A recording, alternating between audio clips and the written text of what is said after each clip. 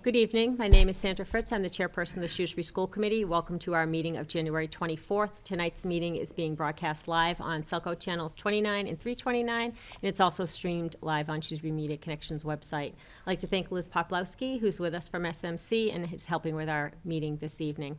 First on the agenda is public participation. No one has asked to address the committee this evening. However, if anyone wishes to do so in the future, please contact us at schoolcommittee@shrewsbury.k12.ma.us.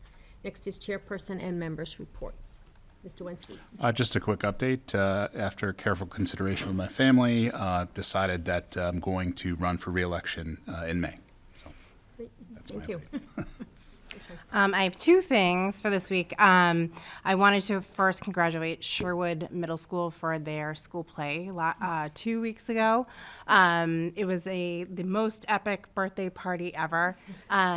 A huge thank you to the staff, to teachers, to the volunteers, to parents, and to students for doing such a great job. And the other thing was last week was very busy in the elementary schools with the 4th grade chorus concerts. The elementary chorus concerts are always an adventure, and this was no different. I was able to go to one of Beal's 2 concerts, although Patton and Floral and Coolidge and which school am I? Spring also had theirs as well. Beal's did fantastic. That was under Skylar Concio and Kathy Holton. But all of our music teachers did such a great job, and I heard great things from the other schools. So I just wanted to thank our music department for a great concert. Great. Thank you. Dr. Sawyer, Superintendent's report. Thank you. All those are terrific things. A couple things that I'd like to highlight additionally. We've put out a link to our winter virtual art exhibit. There's some wonderful art from the first semester that's being shared online. That link can be found in the community bulletin, and you can find it on our website as well. Also want to thank Shrewsbury Federal Credit Union. They continue to host displays of student art in their facility at 489 Boston Turnpike, as well as you can also see it here when you're visiting the town hall. There's some great artwork that's displayed and rotates every so often. So thanks to Pamela Blank and the director of visual arts in her department and all of our students who did such terrific work. Also want to make note, in case, I know we're looking for some representatives. We have a career fair on February 6th at Shrewsbury High School from 8:30 to 11:30 in the morning. Looking for representatives from careers, everything from biomedical to any kind of business, childcare, computer science, engineering, TV production and film, plumbing, electrical, construction trades, really anything. Our high school students really benefit from talking with and helping to understand what people do for their work and how they may have gotten started in that, and it's a great, energetic, very positive morning. So if anyone's interested, you can look at it, see the contact on our website, or reach out and just call the school department, and we will direct you to someone who can help. And that is Superintendent's report this evening. Thank you, Dr. Sawyer. Our first time scheduled appointment this evening is the Shrewsbury High School Student Advisory Committee. Under Massachusetts Education Reform Act, school districts are required to have a student advisory committee consisting of 5 high school students who are elected by the student body. We have 3 members here this evening, if you would come forward and have a seat. And we also have with us their advisor, Mr. Andrew Smith. He is their long-standing advisor, a Shrewsbury High School teacher, so thank you. Once you get settled, you can introduce yourselves.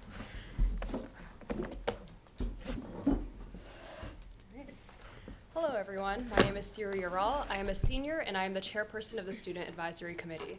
Thank you so much for having us here today to share our agenda. Unfortunately, 2 of our members cannot be here today, but my fellow members will now go down the line and introduce themselves. Hello, I'm Anya Gupta, and I'm also a senior.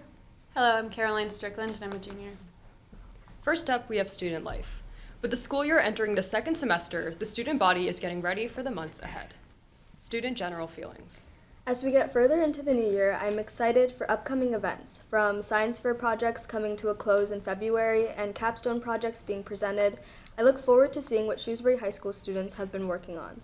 All in all, I'm excited to see what these next few months hold. With the first semester done, my fellow students and I have submitted our final projects and will be receiving our report card grades for the first half of the year. Many of us are also starting to study for AP tests as we are nearing the halfway point of our curricula. We're also officially at the point in the year when the senior class begins a long process of finalizing future plans. Some have already heard back and committed to colleges, while others continue applying, waiting, or seeking out alternative pathways. Although some of us are nervous for what the year ahead holds, the student body is just as excited to experience the next chapters of our lives. Town Hall. On November 21st, the high school held its annual town hall meetings. Students were split into two groups, which had back-to-back meetings in the auditorium, where students were able to bring up school-related concerns to Principal Bazidlo and Student Council President Krish Gupta. Many questions came up regarding the new lunch system, a later start time, and curriculum changes, as well as other. Feminine products. Also a result of the town hall meeting, students once again requested information on the possibility of feminine products in the SHS girls' bathrooms. This culminated in a social media petition, which gained over 180 signatures. We understand that this is an issue that comes up frequently, and changes certainly have been attempted in the past. The Student Advisory Committee would love to workshop ideas with the school committee and explore how to navigate the building access issue to bring feminine products to our bathrooms. Co-curriculars. SHS students have had a great time getting involved with co-curriculars outside of school. Sports. The winter sports season at the high school is in full swing, with many teams doing well. The varsity basketball team won the Laskin tournament over December break for the first time in school history. Indoor track meets for 7 of the Midland Wachusett League teams are held every Wednesday, and our girls hockey team is looking to defend their state title this year. Additionally, the Unified Basketball program was presented with a banner for being a National Unified Champion school once again. Winter concerts. On December 5th and 6th, our C-Wing came together once again to celebrate the holiday season, with performances from the chamber orchestra, concert band, treble choir, and jazz band, amongst other groups as well. From Sleigh Ride to other jazzy Christmas songs, our audience members definitely felt the holiday spirit from the talented musicians of the SHS Music Department. Additionally, SHS just last weekend recently hosted the annual All-States audition for qualifying musicians from across the state. Diversity Committee.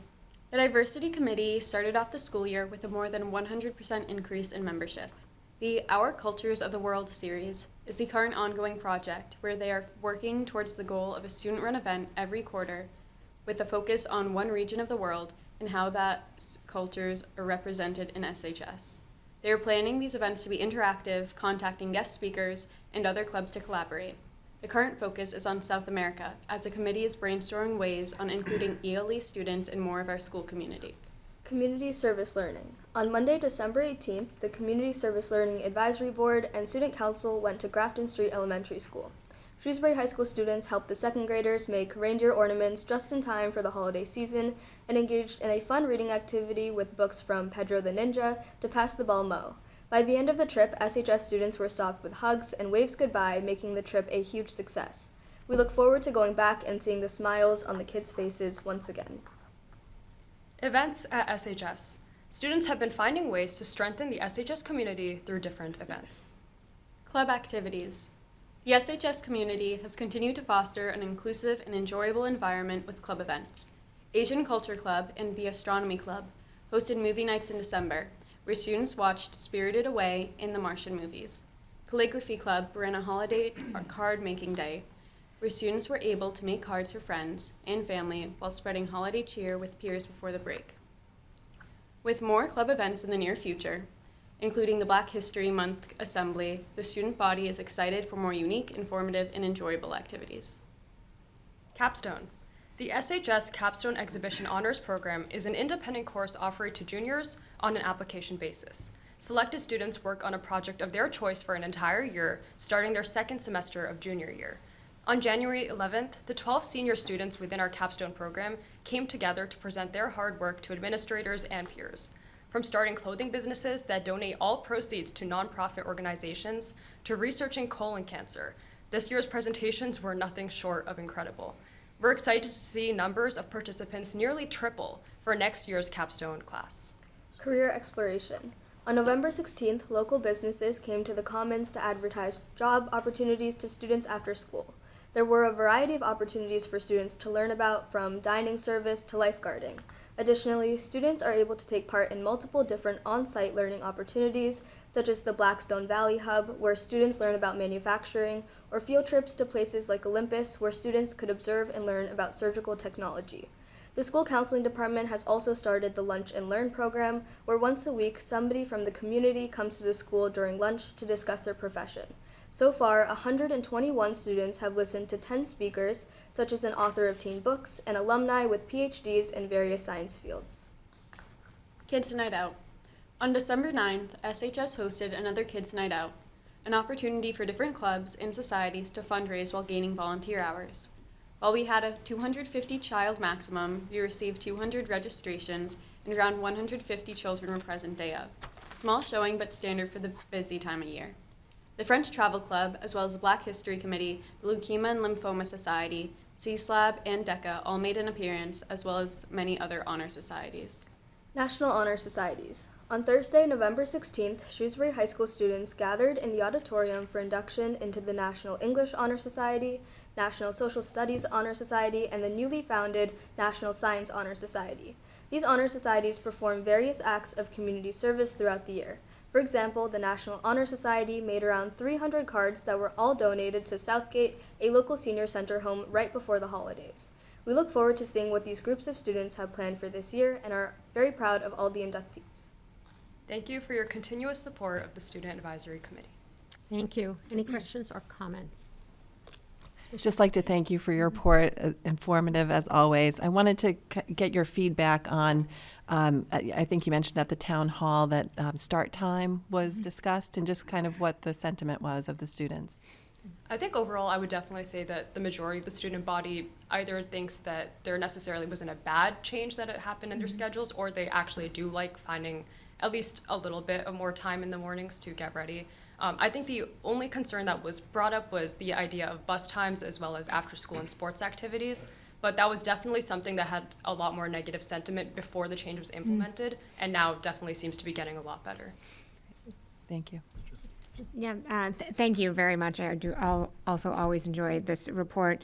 I would welcome if you know, or maybe Mr. Bizzillo can tell us later, the African American History event that's coming up. I realize that's February is almost around the corner, or something I have enjoyed attending and would love to get there. I'm sure Dr. Sawyer can help make sure we know that date. But as you can share back with your students, the student body, lots of people pay attention to that event. We know there's an awful lot of effort that goes, many students put a lot of effort in, and so I'm excited to know it's coming up soon, and would love, Dr. Sawyer, as we go through the budget process. I don't know, the feminine product issue, it matters, it's important, and so it can make us all blush a little bit, but it's something we should be talking about, and so I appreciate you bringing it up and bringing it in this public forum. But certainly, Dr. Sawyer, I don't know if it's a budgetary issue or if it's a matter of just keeping things stocked or other such things, but I appreciate knowing that the students are asking about that, and that it's important for people to feel comfortable. We talk a lot about wellness. It's another aspect of this, so thank you for sharing that with us. It's good to know. Thank you. I have a question, and really not in your report. We're looking to add on to the high school, so we had put it in a statement of interest. It was not selected this year. So when you're at the high school, because we think we know what the overcrowding issues are like, can you speak to what you're experiencing maybe in overcrowding or around even course selection? I mean, I haven't experienced it in course selection per se, but overcrowding in the hallways, especially during passing periods, is a big issue, especially with those two wings on the side, and you have to go through the main hallway to get from one side to the other. It's very hard to get from place to place without bumping into people. It's very overcrowded. If that's the question, it is a problem. Yeah. How about the lunch times? I think we've added some, an extra lunch period, but are you finding that the lunches are crowded still? I think personally for me, the 4 lunches have definitely helped a lot from my freshman year, for example, but I think that yes, there is a lot of crowd during lunches, and I think that occasionally you do have to kind of separate your friend group, find different tables, but overall, I would say that there is still a crowd. Great, thank you. Dr. Sawyer, any comments or questions? I want to thank the members for their report. I wanted to underscore, I was able to come for some of the capstone presentations. They were outstanding, and that's really an important program for the high school, and I think it provides some really a strong experience for students that prepares them for what they'll be doing next beyond high school, which, for most of our students typically is higher education. Siri, I know you had a project. Would you mind sharing a little bit in terms of some of what you experienced and why? I'm very pleased to hear that the number of people participating is tripling with the next class that's starting now with this semester. So maybe you can just give some insight into the Capstone program. That would be great. Yeah, of course. So when I first started my Capstone initiative last year, I'll admit it was a very daunting task at first because you have an entire year to develop a fully fledged project. And to make matters a little more complicated, I also chose to do a research paper. I do want to take a moment to thank our two advisors, Ms. Bredberg and Ms. Jha, because from our monthly meetings with them to making sure that we had all the financial and just advisory support that we needed, they really did make sure that we were able to meet every single one of our goals. And just going a step further there as well, I know I've talked to many of the other Capstone participants, we found that not only what we did helped us in our high school journey, but more importantly, going to the future, it cemented my own interest in my future major. And for many of my other students who made these clothing businesses or furthered their research, it really does tell you more about who you are as a learner. So I'm very happy to hear that the Capstone project will continue developing in the future. Thank you. Thank you. And then beyond that, again, just appreciate the community service that so many members of the high school community are doing, and with a lot of other things in terms of academics and other co-curricular activities to take time to serve the community is something that's become a hallmark of the culture of Shrewsbury High School. It's really great to see that continuing. And then, again, with the town hall, I appreciate that's something that is a tradition at Shrewsbury High School. I appreciate that Ms. Bazidlo and the student council president, listen to those questions, and, things do change over time. Not everything can, but certainly that's, making sure we have an opportunity for students' voices to be heard is very important. And so we'll continue to follow up on those issues, as I know Mr. Bazidlo and his team do at the school level. And again, just appreciate everyone who brought things to people's attention, and you making sure the community knows that that's something we do at the high school as well. So again, thank you. Much Thank you. appreciated. Thanks so much. Next on the agenda, we are going to do the middle school improvement plan. Each Massachusetts public school must have a school council consisting of faculty, parents, and a community member who advise the principal on the development of a school improvement plan.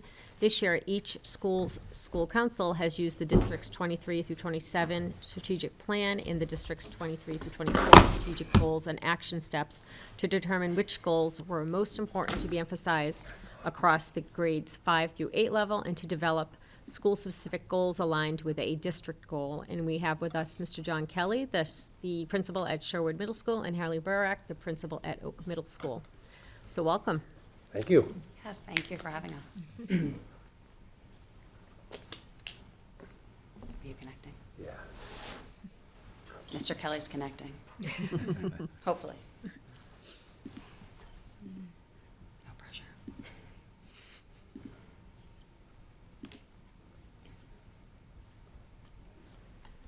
Is there a password or?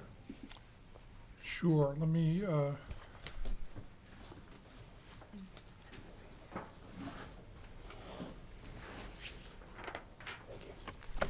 right there.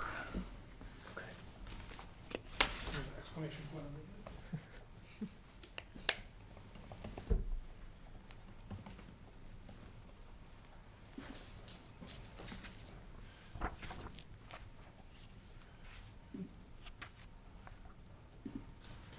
All right.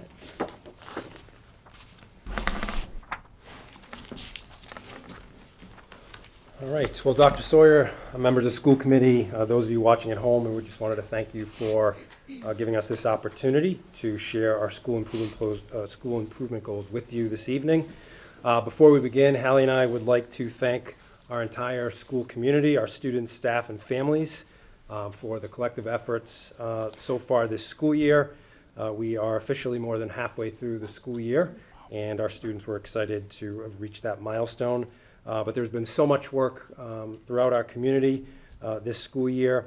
As you know, a lot of changes happening with start times and some changes with our arrival and dismissal routines. But through everything, we are proud of our staff's ability to maintain positive relationships with our students, focus on a sense of belonging, and ensure that the needs of each student are supported.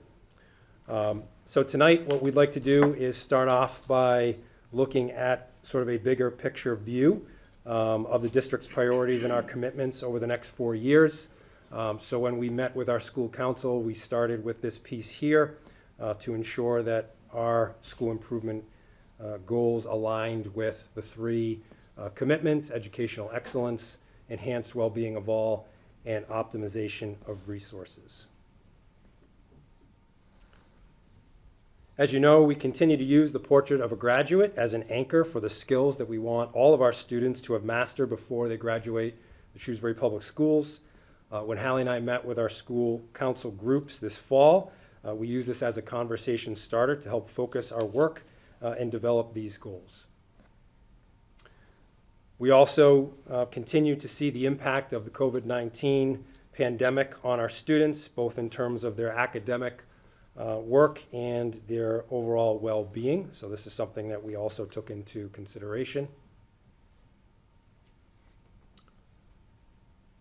And then unique to us, and again, I know our elementary colleagues presented a couple weeks ago as well, and spoke of some similar priorities, but I think for us at the middle level, we certainly also want to acknowledge the unique time in a child's life that they're going through, with a variety of challenges that they face, both in terms of their academics, things becoming a little bit more complex, their social emotional livelihood and their ability to try to navigate that, and a variety of other things. So these were all factors that we considered when developing our goals. So for us tonight, we're really going to focus in on two priorities. The first is closing the gaps, reducing opportunities to achieve gaps to ensure all students are prepared for education and career advancement by growing all learners' literacy and real-life skills. And secondly, ensuring a safe and inclusive culture, fostering welcoming, safe, and inclusive learning communities where we honor and celebrate diverse, create connections and a sense of belonging for all, and support and engage all students, staff, and family members. Is there a delay with the? There's something just Okay. glitching, unfortunately, so. Okay. Yeah, we've got it on the, Here comes Amy. Okay. Okay. No, it's Okay. it's the Apple TV, unfortunately. Would you like me to pause or? Why don't you just disconnect from it? Sure. Scott, John and I can Yep. bring it up here. Just hold on one second. Let me- Sure. Maybe mine will do better.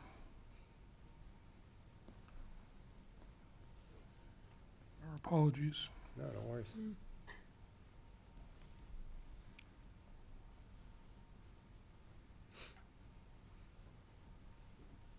There's nothing internally in there that seems to be amiss. Okay. Is it on the presentation system? I disconnected mine too, Okay. but it still seems, but the school committee does have the slide deck, so if you want us to move through it, Sure. Yeah. they can follow along. Yeah, no problem. All right, so our first priority is to focus on educational excellence. At the middle level, what we're looking to do is close the gaps, reducing opportunity and achievement gaps to ensure that all students are prepared for education and career advancement by growing all learners, literacy, and real-life skills. So when you look at the goals themselves, we have identified two middle-level goals. The first being we want to ensure that all students in grades 5 through 8 who fall below the benchmark in literacy, as indicated by their STAR baseline assessment, receive additional support in literacy. Secondly, by June 2024, across all middle schools, we want to reduce the number of students in grades 5 through 8 who need additional literacy support by at least 10% as measured by the trimester 3 STAR assessment. There's a number of action steps we have implemented to ensure that this takes place. The first being implementing an academic intervention system based on a multi-tiered system of support model. Implement the next phase of literacy initiative, which includes instruction, assessment, intervention, engaging students, grades 5 through 8 educators, engaging grades 5 through 8 educators in improving student literacy. Using the STAR assessment program, which as you know is also being utilized at the K through 4 level, to measure every student's progress at least 3 times, with additional progress monitoring in ELA for students receiving intervention. Creating a shared system for tracking assessment data to enable analysis for individual and group progress. Hold at least 3 literacy data analysis meetings with grade level teams to monitor all students' progress, and an additional 3 data analysis meetings to monitor the progress of students who are receiving interventions. And then lastly, we want to make sure we're creating communication tools to provide regular family updates regarding student literacy progress. Hallie and I are each going to share our progress so far this year with you in a moment. What we can tell you that's happening in both schools, we're just really impressed with the how our staff have embraced these new challenges. And I say challenges because it is a lot of extra work on their part. We knew coming out of the pandemic there was going to be a lot of learning loss. I don't think what we anticipated was the amount of support that students would need and the targeted support they would need, but just kudos to our entire staff for their efforts this school year. What we're also seeing, as we've both been taking part in these data meetings, is we're seeing a lot of collaboration. We're seeing great questions that our staff are asking. They're starting to see the results of this. We'll show you that progress in a moment. And so I think they're excited to continue to engage in the work. And we're really encouraging them to focus on the process, not so much worry about the product itself. But we also have some good news to report. So at Sherwood, I'm going to share some data with you. So we just had our second round of data meetings. And so this is looking at grade 5 intervention progress. What you're looking at here is a combination of the different tiers of support that are being provided to students across grade level. You have classroom support. This is what we call tier 2A support with complex text and comprehension. In team support, which is in orange there, this is our tier 2B reading fluency instruction of grade level text. This happens during what we call our AFT block or small group, where there's small groups of students working through, students are receiving additional support from their teachers. And then the third column there is the specialist support. So this year, for the first time, we have reading specialists at Sherwood, who is doing a fantastic job meeting the needs of our students. And then the final column there is the total number of students receiving intervention. So a good news story for us at Sherwood. I know our goal is to reduce the number to 10% by June, but we've already seen a reduction in total students in grade 5 from 44% in September to 40% in January. And again, the hope is that we will continue to see those scores drop. Again, our staff are learning this new system, but they're eager to learn it, and I think they're excited because they're starting to see students benefit from the intervention. In grade 6, this is a similar graph, again showing you the different interventions that are taking place. Again, the total number of interventions have dropped on both graphs, and certainly I know we'll probably take questions at the end. On both graphs, the specialist support, which is our tier 3 support, has dropped, which is great news. You'll see an influx there in the blue and orange bar graphs, where some are going up, some are going down. What I can tell you from that is that the expectations for students from the first round to the January data has increased. So we expect to see that some of those students might need additional support. But again, what we're really focusing on is that overall total intervention number has dropped, like I said, from September to January. And again, kudos to our staff for their efforts with that.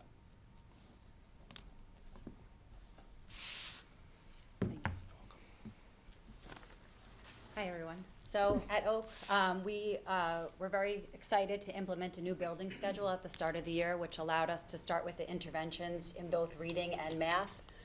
So you can see two different charts for the reading interventions and the math interventions. And so the spring STAR scores place students in the fall into the intervention exploration rotation. So you'll see that a number of students exited the exploration from trimester 1 to trimester 2, and we also picked up a number of students. So the reason for kind of picking up a number of students is that more students were screened, so we're kind of catching more students, which is good, so we're able to provide those interventions. We also refined our system kind of on the fly a little bit as far as ELA. So when we first started with the interventions in the fall, we then were able to kind of separate students by need. So fluency and decoding And then something else we're adding in is we're adding a spelling screener, which is going to identify students who have trouble with their phonics skills. So it's, again, so the numbers are kind of, we have kids exiting, we have kids entering, but it's all to provide kids kind of what they need. Our good news is that our ELA winter star scores came back. More students have met the proficient mark. And for math, our 7th grade scores dropped by less than 1%, but our 8th grade scores increased. So that's very exciting. As John said, I think our teachers have really embraced this. There was a new schedule. So the 8th grade ELA teachers have really gone above and beyond in teaching the intervention. Same with math. Our social studies and science teachers have created a new curriculum with the exploration block. We do not have a reading specialist, and Lisa Daly has totally stepped up and been our reading specialist. She's teaching Tier 3 interventions, so a huge shout out to her. Pam Poitras, who's our science curriculum coordinator, is also teaching Tier 3 interventions. And Melissa McCann has stepped up with the math intervention. So it really, it's nice to see kids getting what they need and getting the support that they need. And it's nice when it reflects that way in the STAR scores. Yeah, and again, to reiterate, it's been a total team effort, both at Sherwood and Oak. Again, I want to thank Lisa Daly for her efforts, our ELA coordinator, Sue Dorenzo, who's our reading specialist, Karen Fredrickson, who's one of our tutors, but more importantly, just our entire staff for embracing this work.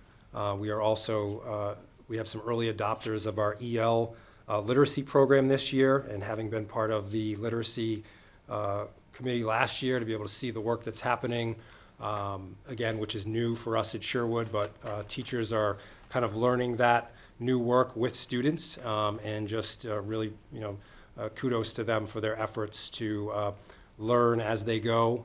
And again, we're seeing the results of that. And just, kind of anecdotally, I know we focus on, the STAR data, but we're hearing students say that they're becoming more confident with their reading. They're able to grasp the grade level reading more appropriately. I was talking with Sue the other day, and students are, coming to her classroom excited to be there. So that's a great thing. In addition to these scores going up, we're seeing students, their well-being benefit from it as well, which is great. So priority 2 is enhanced well-being, and the focus is really belonging for all. So our goal is to increase the percent of students who report a sense of belonging by 5% based on the Panorama score, so from fall 2023 to the spring of 2024. Our action steps are to analyze the Panorama data, which we have. And again, that kind of ties into the theme of creating this data culture, not only academic data culture, but also with the SEL culture. We have implemented an SEL curriculum. So Sherwood has implemented their curriculum. It's daily. It's during morning meeting. And Oak is implementing the curriculum during their advisory block. Also to identify and intervene with students who need that extra support. So Panorama identifies students who are at risk and shows strengths and weaknesses. And then continuing to track data, interventions, and progress. So specifically at Oak, SEL happens throughout the day. I'm sure that everyone would say that it's happening from when students are getting off the bus, during their academic classes, at the end of the day, at lunch. Again, the focus is on advisory. And so during every advisory class period, students are participating in mood meters, and this is an independent Google form that they fill out. Teachers are checking in and then checking their results. Again, it's how are they feeling, anything exciting coming up, anything worried about you, do you want someone to check in? And it's very quick, but it just allows that individual check-in. We're continuing to try and create a culture and a sense of belonging that students want to be part of. And through the advisory program, we're teaching the CASEL competencies, self-advocacy, which is really big at this age group, and what it means to be part of a community. So not just kind of what it means for each individual, but what does it mean to be part of the community as a whole. We're continuing to work on developing relationships, so student-to-student relationships, student-to-teacher relationships, to really tether students to Oak Middle School. We are continuing to add clubs and activities. Student, just within the past few weeks, proposed a new club and activity of researching medical health. And so a teacher stepped up. They're willing to be the advisor, which is really great. So again, students are using their voice. Our new schedule allows for more band, chorus, and orchestra opportunities for each child during the school day, which has been great to see. So students who have a passion for music, and that's kind of what drives them and encourages them to come to school, they're able to participate in either band or chorus, or band and orchestra or chorus, so they can participate in more than one ensemble. And then we're continuing to have the student-led events, so Spirit Day, door decorating, our diversity club night, and kind of other things that students are proposing and coming up with. I picked the wrong time to drink that water there. I think as Hallie said, SEL happens throughout the day. And, there's a picture here of students smiling I've taken over the last year and a half or so. We really want all students to have this type of experience. And we, as you know, are two very large schools, but I think we pride ourselves on building community from the beginning of the day to the end of the day. We're fortunate that we have our student body broken up into teams, and you'll see on those teams small communities forming. Again, at Sherwood this year, wanting to align with the elementary schools because we know that the transition from the elementary schools can be difficult, that we have adopted Character Strong at both the 5th and 6th grade, so we've incorporated this into our morning meeting routines, which is great. So that's one less sort of new thing that students need to embark on when they come to Sherwood. We've seen a lot of benefits on a side note to the morning arrival. So in the past, we had the 15 minutes of time in the morning. Now we have 30 minutes of time. We just polled our staff on this, and we've been polling our students about it throughout the year, and they love having that extra time in the morning. If you come into Sherwood in the morning, it's a lot calmer. Students have time to get to the cafeteria to have breakfast. They can check in with teachers. There's a nice balance of some SEL time, maybe a little bit of some morning work. They can check in, if they have questions about homework. It's just a really nice time of the day. And again, thanks to our elementary folks who let us come over in the spring to take a look at that. Like Hallie, at Sherwood, we are open to students driving new ideas and new initiatives. So we have our student voice crews that are up and running. We had some new clubs come forward this year. So we have a new robotics club at Sherwood, actually from a student and parent that were able to step up, and the parent was able to step up and help us volunteer to run that club. But I can't tell you, we have students every day coming up, can we change this with the lunch menu? Can we look at that? And it's just great. It's great that students are comfortable to come up and ask those questions. And then beyond that, we want to make sure that students are participating in activities outside of school. Research shows that when students are engaged in after-school activities, they will do better in school. And most importantly, they will develop strong relationships with trusted adults, which is another thing that we continue to work on. So then we're going to just transition into our school-specific goals. So at Sherwood, when we conducted our spring survey last year to families, we reviewed this data with our school council this fall, and the overwhelming majority of families were asking us to open our doors to provide more opportunities for families to engage in our community, whether that be during the school day, whether that be after our school day. I think part of that is a byproduct of COVID. But prior to COVID, it was often that you would have teams inviting families in for celebrations of learning and gallery walks and these types of things. Some teams have brought those back, but as we'll talk about in a moment, one of the things that we're asking all teams to do is between now and the end of the year, make sure that every team has that opportunity for families to come in and experience that, what we're calling celebration of learning. But just like we're forming those connections with students, we want to make sure we're forming those connections with our families as well. So what that looks like for us over the course of the year, we have had a family food truck night over the last 5 years at Sherwood, which typically happens in the first few weeks of the school year. It's a great opportunity for families to gather outside on a nice fall evening. Again, one of the things that we try to do, making that connection from the elementary schools to Sherwood, knowing that some students and parents are a little anxious about making new friends and new connections, and we've had a lot of success with that.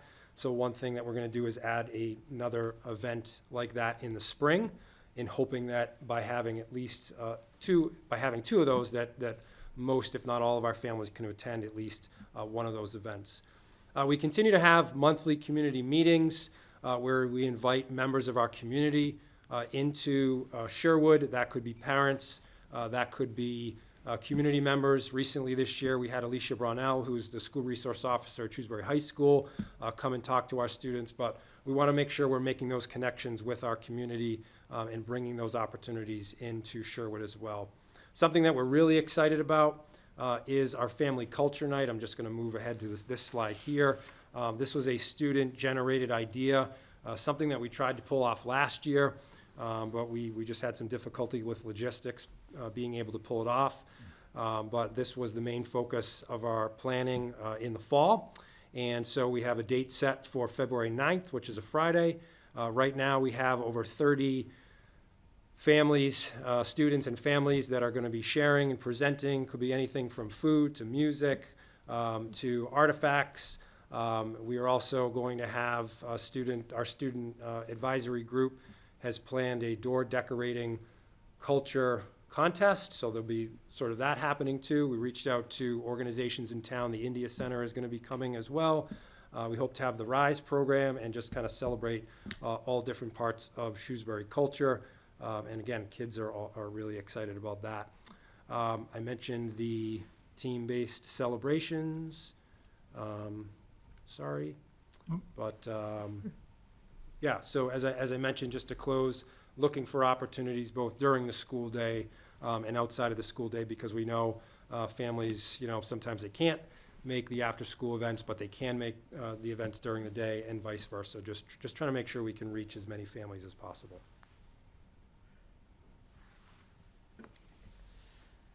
At Oak, our specific priority is to create a welcoming, safe, and inclusive learning community. So that came based on that goal is based off of feedback from families last year. It's also based on the Panorama survey and feedback from students themselves. So how we're going to get there is that we started the school year off with a 7th grade field trip we just added in, which was to Boundless Adventures, which was a huge hit. One team even went in like a monsoon, not even like a drizzle. It was like raining sideways. And they all had a blast, and it was a really nice way for the 7th grade to start off the year. 8th grade has gone to Teamworks for a number of years, and that's often at the end of the year what is a highlight of their 8th grade and middle school year. We're continuing to do professional development with staff. So again, around advisory and different case studies and sharing best practices and how to intervene and how to make sure that we are creating that safe and welcoming and inclusive environment. We're also really working on increasing student voice. So I'm going to fast forward to the next slide. These are direct quotes from students in the Panorama survey. So it's just to summarize, to really, how are we going to create a welcoming, safe, and inclusive learning environment, promote inclusivity, speak up for others, to avoid making fun of people, embrace diverse perspectives, be open-minded, foster a sense of belonging, encourage inclusivity in school, and speak out against prejudice. So these are all great ideas that students need to be empowered to do and coached to do. And so part of advisory is really engaging students and having these conversations and how are we going to create a community that we all want to be a part of. And so we also have invited a guest speaker to come in. So we are excited. It's hot off the presses. So on Monday, February 5th, Anthony Valentine is going to come to Oak.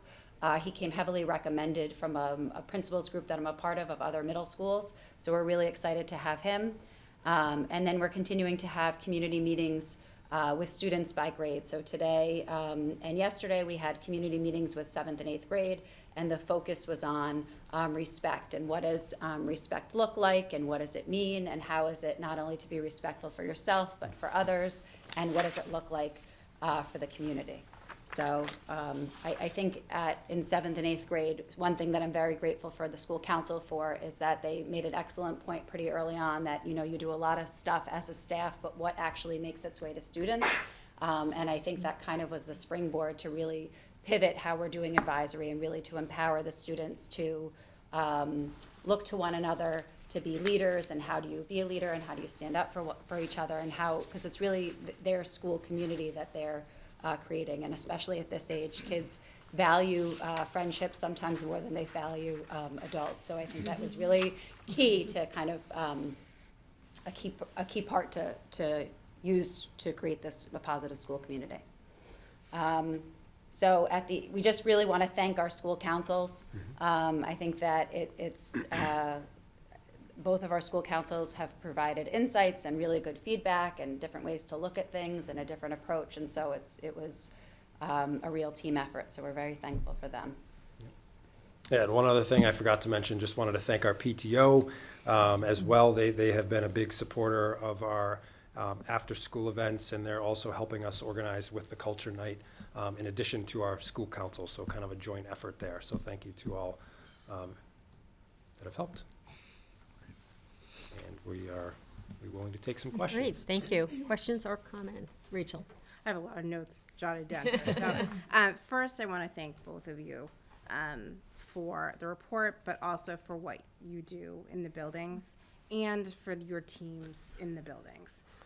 Middle school, as you mentioned, is a tough age, right? This is the first time, at least in Shrewsbury, that we've got 5 elementary schools that are now all coming together. So they're navigating new friendships, they're navigating hormonal changes, social changes. There's just so much going on top of the coursework is getting harder. So thank you for having to navigate the kids as they're trying to navigate themselves. I appreciate the community building that both schools are doing, the enhanced well-being, making sure that they feel that they're part of the bigger community, but also finding smaller communities within that, and the number of options that they have, because we know that one size doesn't fit every single kid. But also at that age, having them feel comfortable advocating for themselves, but I think Hallie, you said it, advocating for their friends too. Being able to step up and say, that's not right, or, you know, coming out of that shell that as we've taken them from elementary, we're making them like little adults. So thank you for doing that, and I appreciate that that's in the plan and that continues to be a high priority.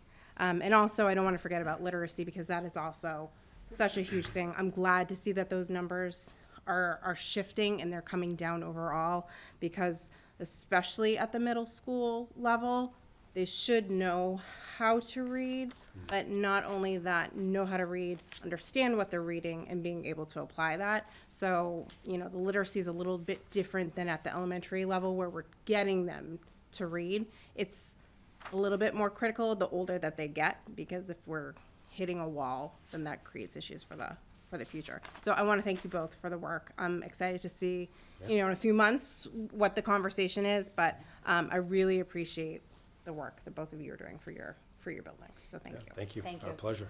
John? Yeah, echo Mr. Rifaport's sentiments. Also appreciate the focus on the data culture. I think that's excellent. You know, the data-driven things being measurable, like the goals that you have around student and improvement. And I'm curious about the data meetings that you referenced. How often is that happening? And you're just discussing what you see in STAR and like kind of if we're moving the needle. Right, so those are happening, so 3 times a year. So, so the first cycle in October. Right. And then, so we have small groups, so we have 10 teams at each grade level. Right. So, you know, over the course of 2 weeks, we have about 3 teams meeting at a time. with Lisa Daly, Sue Dorenzo. We have Patty Waterhouse, so number of admin, number of teachers at the table, all sitting around looking at the data, walking through students that are in need of intervention, talking about, are they receiving the right support? What do you think about this? So we have kind of all the experts at the table, which is great, to be able to have those conversations. And I think what's been great for me to see is that if you're in those meetings, you wouldn't be able to tell titles. You have teachers, you have admin, and there's just a lot of sort of organic conversation happening, all centered around how do we support students and make sure that we have the targeted intervention that each student needs, which is great. So then we had our second round. We're actually in the middle of our second round right now, over the next couple weeks, and then we'll have our third round later on in the spring. That's So, great. Yeah, and I appreciate that the staff is embracing that. It's not easy, Yeah. like inserting something brand new into your day to day. It takes some time, and I know it's a lot of work to kind of change the way things are happening. So it's just really great to see, and I do like the sense of belonging, the consistency that we saw with the elementary plan as well. I think that's great. I think that the middle schools do a great job with these family events and the way you promote them. I'm always seeing them on social media, on Facebook. I'm 4 years removed from students in middle school, and I'm still seeing them. So I think it's a great thing. One last thing that I thought was really interesting, John, you mentioned that 30 minutes at the beginning of the day. That's every day. It almost feels like it takes the edge off of kind of coming into school every morning, and so students are able to like check in with their teachers, connect with students, things like that. Yeah, it's and again, thanks to elementary folks, thanks to our SEL committee, we had teachers, adjustment counselors, administrators, again, all take time last spring, knowing that this was coming and saying, okay, how are we going to make this work? And it's a big shift. I know it might only sound like 15 minutes, but when you're used to, things happening in a certain routine, a certain regimen for a long period of time, and then it's changing, we weren't sure how it was going to go. And again, we both have very large buildings. So, almost 1,000 students at each building, over 150 staff at each building. So making sure everybody's on the same page and understanding those routines. But yeah, I think if you walked in, certainly in both schools, but I know I can speak for Sherwood, it's just a very calm start to the day. You don't have students before in the past with the 15 minutes. Again, not anyone's fault, but kids are rushing off the bus. Maybe they miss breakfast. What a tough way to start the day, right? So students aren't running in, which is great, because in 5th and 6th grade, sometimes they don't even know what's in front of them. But they're coming in, they're able to have breakfast. We're seeing kids interacting, in homeroom, maybe doing a little bit, each student has a task each morning. Usually it's a writing prompt connected to our core value of the month. And if they finish that, maybe they check in on their homework. If they had a question, they can engage in a puzzle. They can engage in, something that interests them, either on their own or with other classmates, which is just really, really fun to see. So That's great. Yeah. Thank you. Yeah. Lindsay? Yeah, thank you. I certainly have a child in each one of your buildings. I have a really good sense of what their days are like, and do also just want to appreciate your goals around SEL and the number of activities that they can engage in. And even though I have one child who wants to do all of it and one child who wants to do none of it, and I want you to keep asking over and over again because that's important, right? So if I can go back on the literacy and on the data, and Hallie, the question's for you, just because your data looks a little different than what we've been looking at from the elementary. I appreciate you have some different. We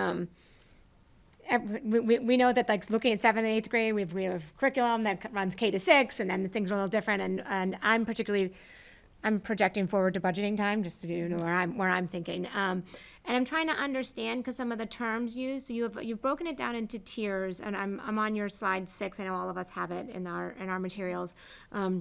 So you have the tiers 2A and 2B and 3, and then structured reading. Can you just take a minute to help me understand and use some terms like we're doing fluency in explorations or decoding in explorations? Is our explorations like a time block? Is that similar to like what we would think of like pull out in teams? And how does structured reading connect with what we've been thinking about as specialist support, but you don't have a specialist, but you have all these other people who are trying to step in? Just help me correlate a little bit of what we maybe are hearing for those who have some of those full panoply of supports that we know we're working towards. So the explorations period is that period that we shifted this year. So it's either the entire 8th grade has first period for explorations and the entire 7th grade has second period for explorations. So Okay. during that time, students who participate in band course or orchestra are either in one or the other of that. Students who need interventions, so math interventions there's 2 separate interventions that run every other day. Okay. Reading interventions, also 2 separate interventions run every other day. We also have like a homework support, and then we have other students who are in those science or social studies classes. So it's like the time block. So it's almost a choose your own adventure block. We have kids kind of moving throughout the building. The structured reading is students, special education students who are Okay. receiving structured reading. Okay. So the 2A, 2B, and 3 is what we kind of pivoted as we were going, is that Right. when students qualified based on their STAR scores for reading from the from the spring to the fall, everyone was put into this exploration intervention block that needed the support.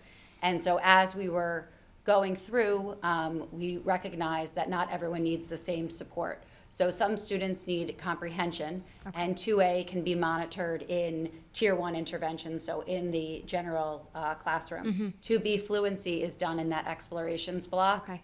And so that's a small group with the ELA teacher, and there's kind of 2 different sections. And then the decoding is Tier 3, and that's what Lisa Daly is teaching, and that's like 1 or 2, at most maybe 4 students, and Pam Poitras also. So it's just kind of leveling the different Got it. supports that kids need.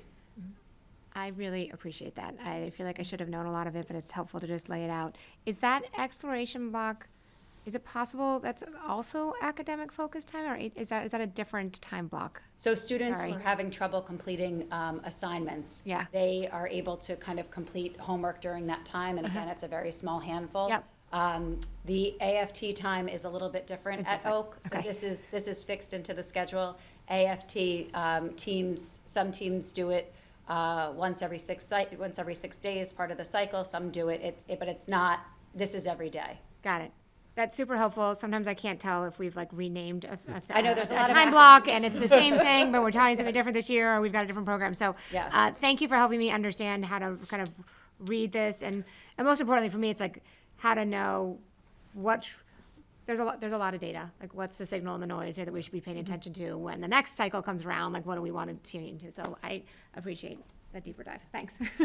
I also just wanted to thank you both for a very excellent report, and to thank your school councils for all the work that they put into your school improvement plans. I know this is a significant effort to move the needle and to create this new intervention program.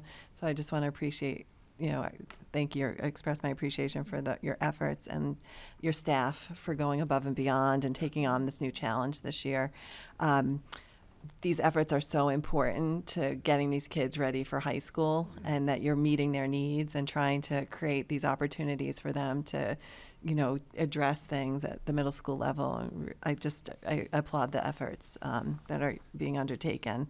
I did have a question about the advisory program at Oak and how often that meets, and is that part of the 7-day cycle, or how does that work? So it meets every other week, so it's bi-weekly. Okay, and is that by team, or is it a different? Yes, so it's on team, and we have off-team teachers also join a team, and so they're together for the entire year. And so students are broken into smaller groups, so it's probably around 15 kids in each group. But yes, it's on team. And is that new this year, or is it?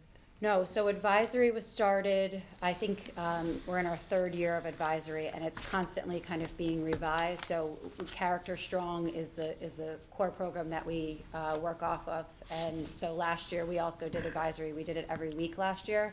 And based on the feedback from students and staff, we went to kind of every other week. Right, thank you. I really like the data-driven component, and that's something we had talked a lot about as a school committee during budgeting last year, and making sure that when we're looking at budgetary needs, that it's really based on a data point, and we can then make sure that we fully understand it and the community understands why we have these needs. So I'm really happy to see that. Literacy in math, especially at the 7th and 8th level, where they are getting ready for high school, to catch those students before they get up to that next level with the resources. And we were adamant last year about adding the reading specialist at Sherwood. That was one of the pieces. And as we look at this year's budget and some of the scores that we've had, we're looking at what do we need maybe at the 7th, 8th level. So, I mean, it's something that we are definitely talking about, but definitely data-driven. I really like the part about SEL saying it's throughout the day. It's not, because we've been doing this for a while now, so it's becoming part of the fabric. It's not something separate, it's just part of what we do. And I'm glad to see that it's evolving to that this is something students understand is what we do in Shrewsbury. So I'm really glad to hear that. And I also think about, John, what you said, it's a unique age. I think that's kind. I think that this is a rough, I would not want to go back to middle school. But I look at that, it's a tough age, and we have middle schools that are the size of high schools. There's a lot of students, there's a lot of different needs at a tough age. So you're doing great work. It's not easy. And I think, teaching and education has gotten a lot harder over the years. So thank you very much. I think we're looking at the right things. We're trying to do all the right things. And a lot of good things are happening, but we're also looking at those areas that we want to do better in. So I think you're hitting the nail on the head. Thank you. Great, thank you. Dr. Sawyer? I want to thank Ms. Burek, Mr. Kelly for the report, and to the school councils for putting their goals together, and I think they're focused on the right things, both from what, as we talked about before, I think more than it has been before in my time here in Shrewsbury, that the district level goals and the school improvement plans are really tightly coupled, and that's something that I think is working to our benefit in a variety of ways. I really want to commend the staff, both educators, support staff at both Sherwood and Oak, because their dedication is huge. I think more than I've seen before, really the focus on really using what we know about how students are doing academically, and then intervening quickly and systematically to make sure kids are getting what they need. And obviously post-pandemic that's particularly important, but regardless, I think that's going to serve us well. And as over time this keeps building, I think we're going to see some, it's going to be building upon itself in a very hopefully exponential way. That would be great. But in terms of the quality of what we're doing to make sure that kids' needs are met academically is important. I would underscore the social and emotional piece as well. Especially given the age and the developmental needs of students this age. And one thing that I certainly, the educators there, and I know, having had 3 daughters go through both Sherwood and Oak, having been way back in the day where I was the principal at Oak, a lot of those faculty and staff are still there, and knowing the quality of the work over the years, it is a very strong middle school program.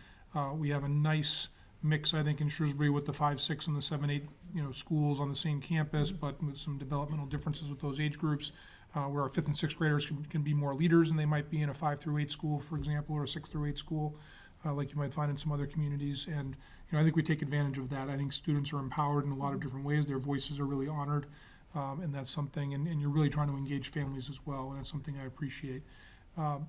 In terms of the in addition to the staff, the leadership teams at both schools, have do really difficult, complex work every day, and certainly both the teams who with whom you work in terms of, because our assistant principals and our adjustment counselors work very closely together, and school psychologists, but particularly the assistant principals dealing with very tricky, difficult issues that come to student behavior where kids aren't making good choices, and you both as well. But one thing that I would say to the school committee and to the community is that whenever I interact with Mr. Kelly or Ms. Burek about something that's going on at the school, whether that's something that's a real positive or whether that's something that's a challenge or a difficult situation, they care very deeply about our students' success and their well-being. They work very hard, and their teams work very hard to make sure that our kids are getting the best support they can get, in a time in those kids' lives, and with some kids who have some pretty extraordinary challenges sometimes. And I'll speak more about this in a moment in the State of the District report relative to mental and behavioral health, that just the challenges have been much more extensive coming post-COVID than we've ever seen. And that's something that I know that the time and effort and skill that you bring to it is deeply appreciated. So thank you. Thanks to the school councils. We look forward to hearing how the work continues to go, and appreciate you sharing the information with us tonight. Okay. Thank you. Thank you both. Thanks, Appreciate Now it. we need to vote to approve their plan.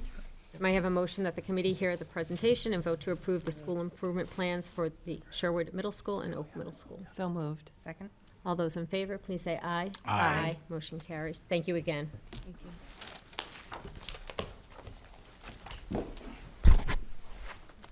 Next on the agenda, we are going to have a State of the District report from Dr. Sawyer. This is something that's become a tradition over the years, and it's a good update for the community to understand what's happening currently in our school district.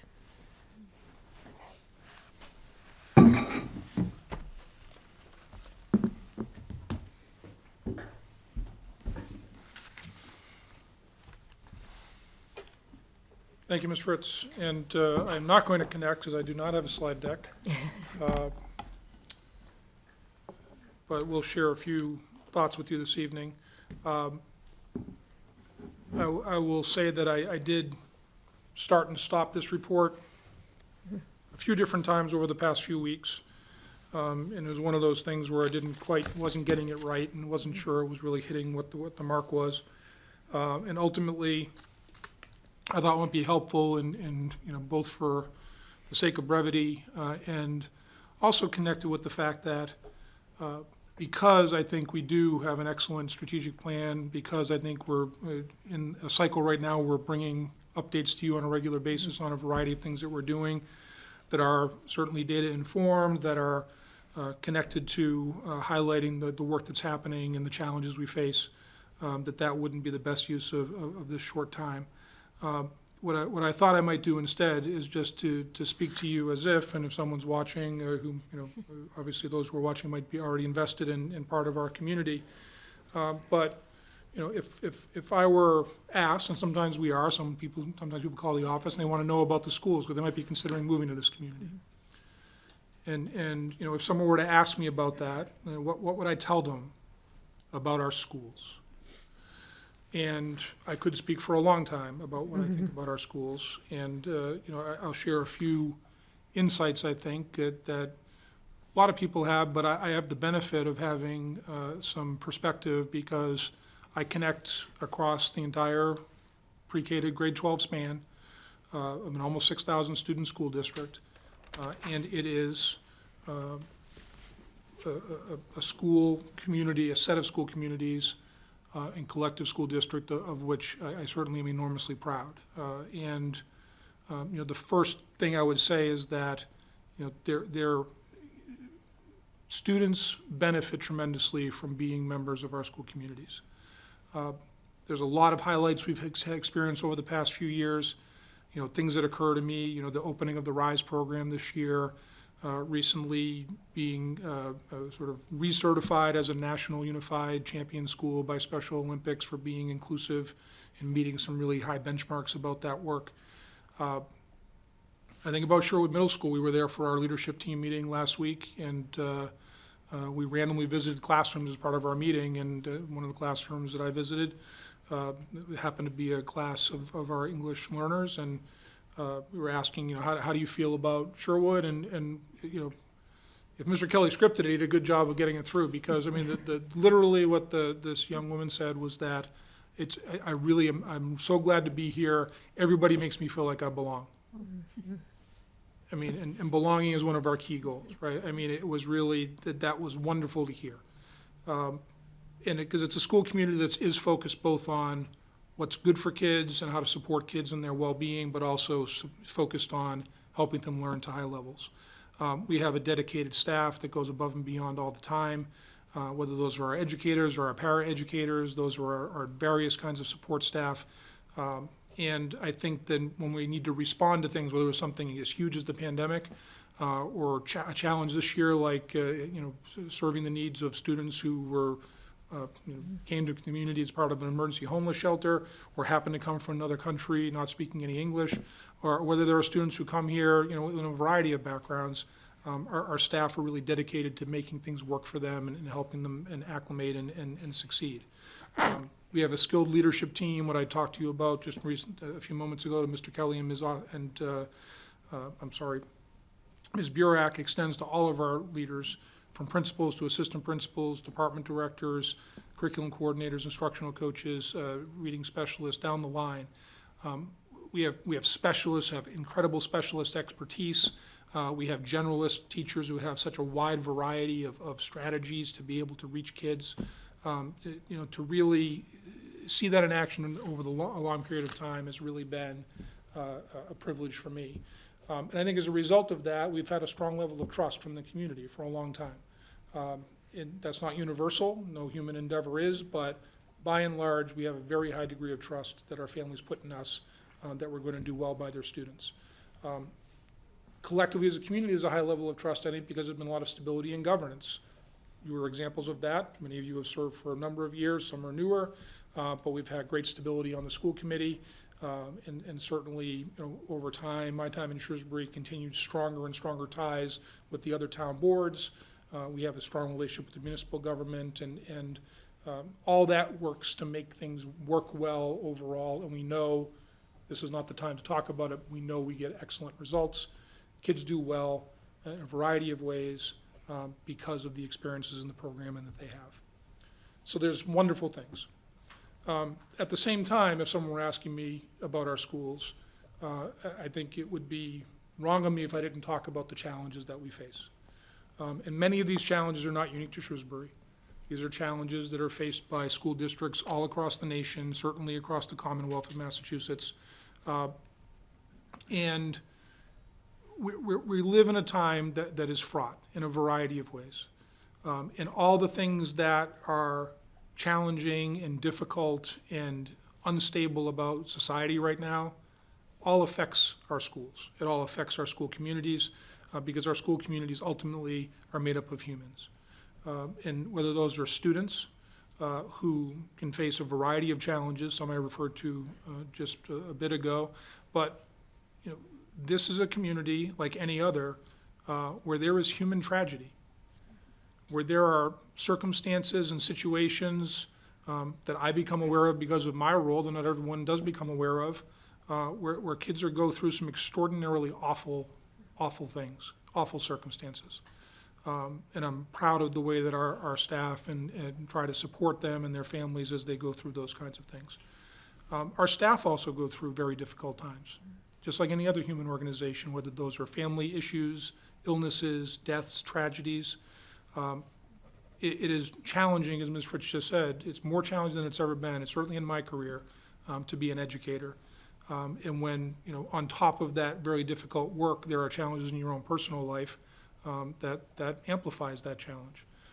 And we want to continue to be, and I think we've taken a lot of steps, and we're continuing to work to find ways, how can we best not only support our students, but support our staff, so that they can be at their best and do the work that they're choosing to do as educators and people who support children, but knowing that they have needs that have to be met as well. And that's work we have to continue to be able to do.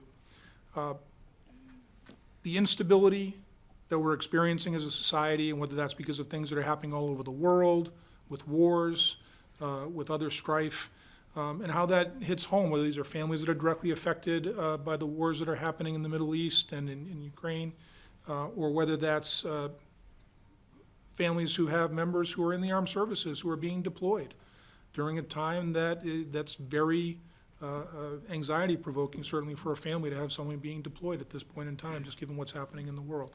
So, we tend to be focused, and I'm guilty certainly of focusing on what's right in front of us in terms of the work we have to do, but it's important that we zoom out a little bit to make sure we're paying attention to the human aspect of these issues, both for our students and our families and our colleagues. Certainly, I think contributing to that is a level of sort of national political instability and rancor that I think we've been protected from by and large because we've been able to do the work that we were doing, but at the same time seeps in different ways. The social media environment that is prevalent now, the rancor, the lack of extending grace or charity to someone who's made a mistake, which everyone does, and the anxiety that people have that if they make a mistake, it can now be very public, very quickly, in ways that just ordinary people subject to being having some mishap that they've been part of or mistake that they've made blown into something that literally thousands or tens of thousands of people know about because of the social networking kind of experience that we have. And that creates anxiety for people, understandably so. And how do we, and I don't have an easy answer for this, but how do we guard against the impact of that? Mental and behavioral health is something that has been an enormous challenge for society, and we were seeing a mental health crisis before COVID happened. It amplified it to an extreme degree. You'll receive a report later in this school year, as you have in previous years, but just to cite a few statistics, we've had 5 students who have been Section 12 transported out of schools for mental health emergencies in an ambulance. Of those 5 children, 3 of them are elementary age children, kindergarten, first grade level. One was a middle school level student. We've had 49 students go to emergency mental health on our recommendation as a school. 12 who have become inpatients to get service, 7 for partial hospitalizations. We've had to file 26 different 51A reports to the Department of Children and Families because of suspected abuse or neglect. This is a wonderful community and a very stable community, but we're not Lake Wobegon. There are real, deep, difficult problems that people have in our community that our responsibility as schools is to support, but more and more people are turning to the schools for that support because they can't find that support elsewhere. And we're responding the best we can, but that is an enormous challenge. Students who are behaving in ways that are dangerous or destructive at younger and younger ages, a small percentage of our students, but with a significant impact on a classroom or a school day for the people who need to support that student. And we are working hard to try to address that, and it is not unique to Shrewsbury, but it's something that was different in the landscape than what we were experiencing before. And it's making the environment more challenging. I think those are challenges that I would suggest are things that we have to pay attention to, and that anyone coming to Shrewsbury or frankly moving to any school district would have to be considering. But I would say that at the same time, our school district, I think, is focused on the right things. I think the strategic plan that's been put in place is the commitment to both educational excellence and to the enhanced well-being of all, things that mutually reinforce one another if they're done well, is absolutely on target, and has been the long tradition here, making sure that we're optimizing our resources and being as efficient and effective with the resources we do get as possible.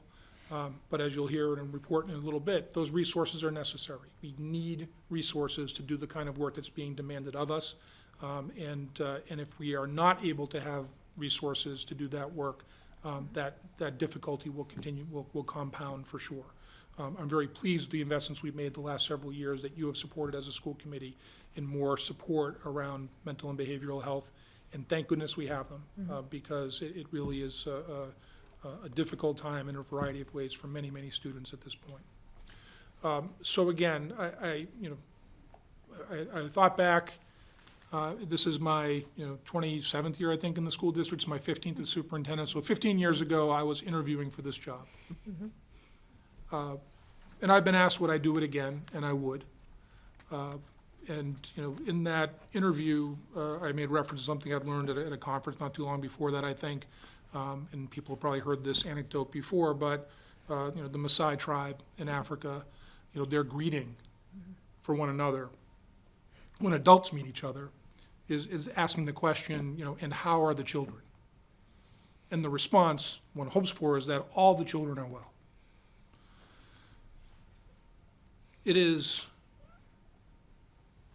both an enormous responsibility that our educators have and our support staff, and I also believe a privilege to make an impact to try to ensure that all our children can be well. I cannot sit here and say that all our children are well, but we aspire that all our children get what they need educationally, that they can grow academically, that they can learn at high levels, that they are supported so they can grow socially and emotionally, and that they can become good human beings, that they are human beings who are accepted for who they are unconditionally, regardless of whatever human difference they bring to our schools. And that's the beauty of public schools, is that everybody comes to public schools. Everyone is welcome. And I believe we have school cultures that make good on that. We're not perfect at it. We have work to do. We still cope with issues of racism and Islamophobia and anti-Semitism and bullying. And those are things that come, unfortunately, with the human condition, but we can make better over time, and I believe we're taking steps to do that. But we are committed to that work. So if that family were asking me, is this a good place to come and live? Is this a good place to come raise your kids and send them to school? 100%. And I made that choice in 1997. And I'm proud and glad that we did as a family. And I think that, this is a community that does well by its children. It's a school district that does well by its children. That's because of the people, from the school committee to all the supports from the town, but especially our educators, our support staff, our families. When we're all working together to support that, it makes a difference, and it allows us this privilege of trying to work to make our community better, and that is those of us who choose and stay in education, which is a challenging environment right now, but one that I think is well worth it. And I'm looking forward to the ongoing work to support that, so that we can continue to do what's right, and so that as much as possible, all the children are well in Shrewsbury. I'm happy to answer any questions about any of what I had to say. Thank you, Dr. Sawyer. Questions, comments? I'll start then. And I think, we talk about this, we want to talk about the good things. There's a lot of good things going on. And, I look at my children came through this district, and that made them who they are today. They had the tools to be successful. And, Dr. Sawyer's been in the role 15 years. I've been in the role 16 years. So when you're chair, you talk a lot to the superintendent, and I've done it many times. And I said to Joe, this is the first year that I have felt as a parent and as a school committee member that we are seeing more intense needs, more issues in the classroom that need to be taken care of in order for academic services to be provided to all students. And I think this is just it's a change, and I think it's societal and it's everywhere. It's not just Shrewsbury, but that does flow into our staff, our budget. Everything is affected by what services we need to provide. And it's a great district. We're very fortunate to be here, but we do have things that we need to work on. And I do think it's a lot. It's a hard occupation for a teacher today. This is a very different environment to be teaching in, and we have to be mindful of that and look at the tools that they need within our budget, because that's our big thing, the budget. So thank you. I think we do great things, but we also have areas that we have to be concerned of. I think you've highlighted them, and we need to do the best we can for everyone, and that's not always easy. And we're going to have hard times going forward and really good times going forward, but I think we have the right intentions and the right plans and tools in place to do the best that we can. So, thank you. Lindsay? If I can, Cindy, I think, Dr. Sawyer, I agree with so many of your sentiments, and the idea of trying to sort of describe to somebody why I, like many, chose to come to Shrewsbury, and the school system is so frequently a core part of that family narrative for a family who crossed Lake Quinsigamon to come here, as many have. And when I think about the experiences that some families have and the experiences that others have, and how frankly how disparate they can be, and for some, this is a fairly affluent community, and their kids are doing well, and they're engaged in lots of programs through the schools or outside of the schools that their families can support, and have extended networks that also can support them in their development. And then we know on the other side, We have families that are struggling in households, certainly that whether single parent or in multi-generational families that just look different than other families in a really wonderful way to support the diversity of our community, but that does mean that kids have different opportunities and access to resources and more.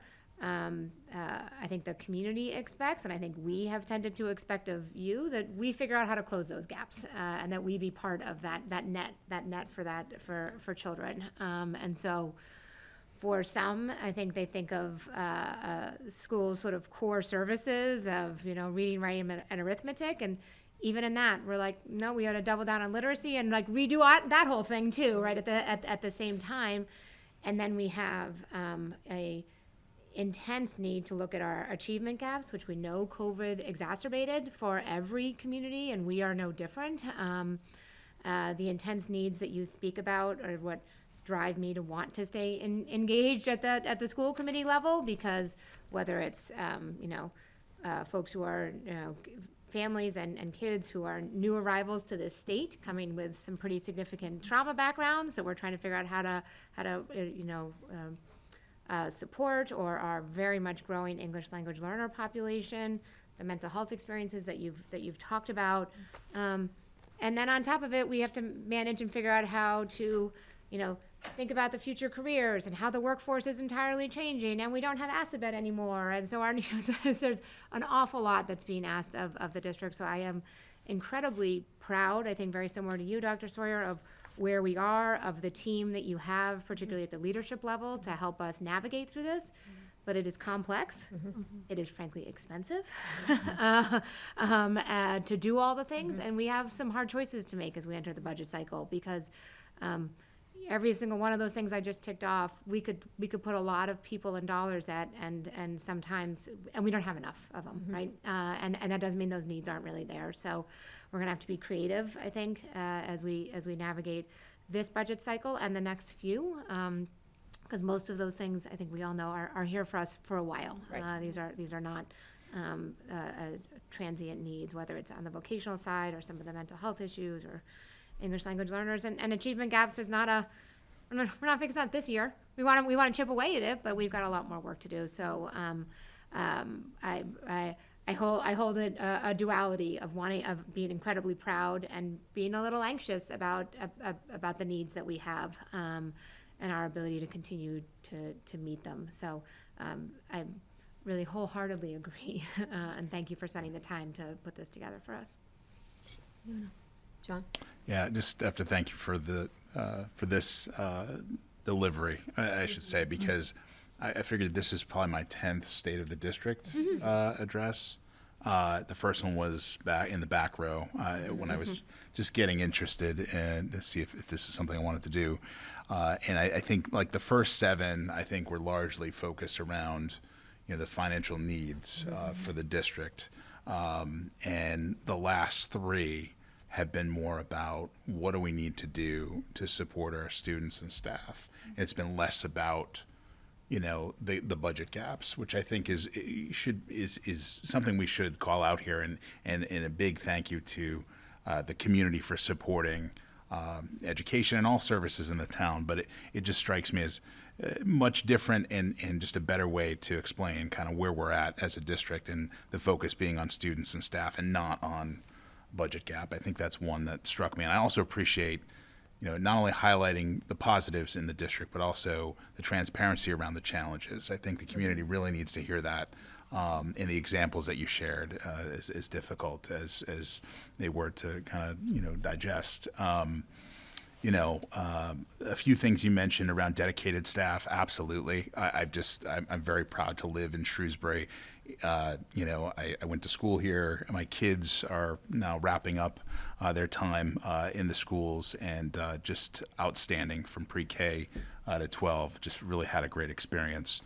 The strong level of trust from the community, I think, is really important to acknowledge, going right back to the support of the services in town, especially around schools. And then the stability and governance, something that when I first started, may have been a challenge early on, and now I've seen it. Just the collaboration's a lot better.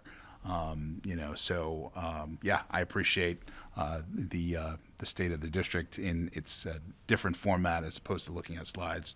Just listening to your words were very powerful. So thank you. I appreciate, in this being my first state of the district, I appreciate the positives with the negatives, and that, yes, we have very many positives in our districts, and there are very many things to be proud of, but being realistic that there are a lot of things that we have to, focus on, and there are things that we didn't think that we would necessarily have to focus as much on. And each one of us have had children in the system, and each one of our children have had a different experience and have had to have the extra learning support or need mental health services. As you said, like, there comes a time, I wish we could fix every single thing. I wish that we could just say everything is a high priority, and everything is a high priority, but it's trying to figure out what is the highest priority. What is the most critical right now that is affecting the most amount of kids, and those decisions are so hard to make. And you and the building staff being aware of that, knowing that there are things that we have to focus on, and if you could snap your finger and make it go away, you would. But it is something that we have to focus on. So there's a lot of work to be done. This is something that when I decided to become part of the school committee, not that I want the bad, but these are the things that are important to the district that we can look at and say, how do we fix this, and being part of that solution to be there for the kids. So there's a lot of work to be done. I'm very proud of having all three of my kids in the district, and if anybody ever said to me, oh, I'm not sure if I should go to Shrewsbury, I would 100% say yes, even with some of the challenges that we could own up to and say that it's being worked on. So. And I think John hit the nail on the head with it's the transparency of this report. Mm-hmm. This is the landscape that we're dealing with as a school district, and it's important for staff, students, and families to know this is the lay of the land as we sit here today, because it has changed. Mm-hmm. And we need to make sure as a school committee that we have all that information. It flows into everything we do, like Ms. Everett said, the budget. I mean, it's a big issue to make sure that we're hitting the priorities within the priorities, because there's so many. So thank you. I think it was an excellent presentation. Thank you. Thank you. Thank you. If I just might add again, and I want to be really clear, the central office team leadership is doing just continued outstanding work, and I see what happens behind the scenes. I see below the waterline for that iceberg, and they're pretty public positions that they have, but they do an enormous amount of work behind the scenes, late hours, weekend hours, to try to make this all work, and that's something I'm appreciative of. And this is a little more free form than I usually do, and I don't want anyone to feel like, well, I missed this or that, and certainly this is a little bit more of a off-the-cuff piece, just because I felt it was important. A couple things I would just add briefly that I didn't mention. The threat of school violence is sort of hangs over schools in a way that it didn't before. Has become almost normalized to some degree. And, I think the steps we've taken in the safety and security audit we did, I think, are important, and I think we're doing a lot of good work to do everything we can to be prepared or to prevent, most importantly. But I think that's another contributing factor to some of the unease people feel generally in society about schools generally. It's important to mention. There's something called artificial intelligence. It's like a game changer, as we know, and it's like maybe more so in the business community now, and yes, there's issues we're dealing with schools around plagiarism and other kinds of issues, and how do you harness it in a good way, but again, it's another complex issue we're going to have to come to terms with, and maybe more for older kids, but it's something we'll have to work through. I think that in addition to some of the other things I mentioned, I've been part of some superintendents groups this year. I do appreciate the level of acceptance that we see for all different kinds of human difference, and that includes our LGBTQ community, whether those are our students, whether those are our staff members, our families, and that's something that I'm pleased and proud to live in a part of the country and in a community where, people have the right to be themselves, and that's something I think that's been important and want to continue to make sure we're emphasizing as well. But again, thank you for the feedback, and we'll continue to do this work, and I'm privileged to be able to do it with the team and the community here, so thank you. Thank you, Dr. Sawyer. Okay, next on the agenda, we had our Shrewsbury High School Program of Studies, the proposed changes that was presented at our January 10th, 2024 meeting. I don't think we've received any feedback on that. No. So we need to vote on those. So may I have a motion that we approve the Shrewsbury High School 2024 through 2025 Program of Studies as presented? So moved. Second. All those in favor, please say aye. Aye. Motion carries. Thank you. And next on the agenda, we are going to have a future budget projections report from Mr. Girardi, our Assistant Superintendent of Finance and Operations. And from time to time, a 5-year budget projection has been created to assist with identifying future fiscal needs and pressures based on historical data, as well as predicted trends in personnel and program needs. So I'll turn it over to Mr. Girardi and Dr. Sawyer. Thank you. I'm just going to take a moment here to log in.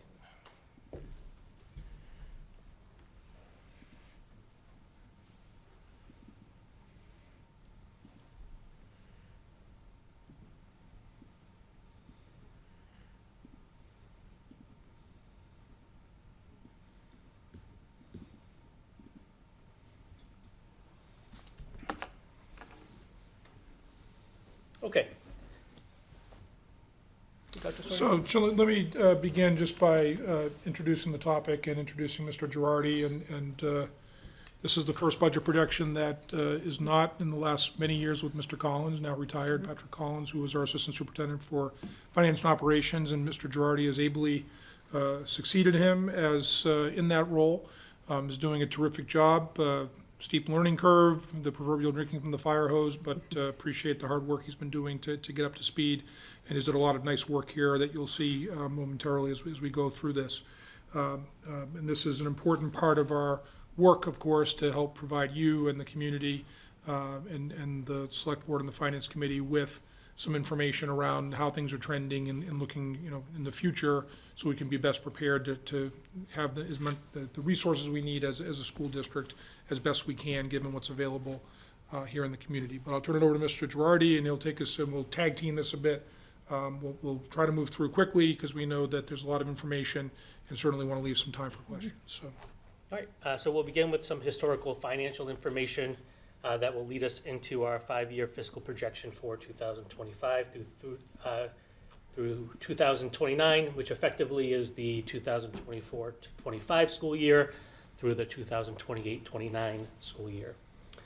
So again, we'll take us through some historical financial information, showing some fiscal budget trends over the past 25 years, working off the last projection that was completed in December of 2020 by a team of school committee members, select board members, and my predecessor in the school business department. Then we'll review some current trends and assumptions, take a look at some pressure points, and investments towards our new strategic set of priorities that will assist us in having the past and the present inform our future. So this first graph here represents the history of the town appropriated budget over a 25-year period from fiscal year 2000 through our current fiscal year 2024. Over the next series of slides, we will begin to unpack what these numbers mean, how they trend over time in relation to our growth, as well as comparisons to the state and some other comparable school districts. The second chart shows the annual percentage change over the same 25-year period, which is highlighted by healthy growth during the early part of the 2000s when there was rapid population growth in the town, and Chapter 70 had a different funding formula that provided more resources in relation to that population growth. 2009, 2010 marked the change in the Chapter 70 formula. Dr. Sawyer will speak to this in a few moments. And those took into account the community's wealth factor, and this was coupled with what's called the Great Recession to show that decrease in 2010. Over the next few years, rate changes remained unstable until the first operational override in FY 2015. They're highlighted in green. This first override brought a 9.91% increase, but that was followed by some more instability until the second operational override in FY 22, the second column 2022 there in green, which was a 11.36% increase, including $2 million in funding to open Newbeal School. This successful override of FY 22 also represents the agreement between yourselves, the school committee, and the select board, which provided a baseline school department annual budget increase of 4.25% over at least a 4-year period, with potential for increments beyond that up to a maximum of 4.75%, pending available revenue. As you can see on the slide here, this available revenue materialized in FY 23 and current FY 24 with the 4.75% increases in both years.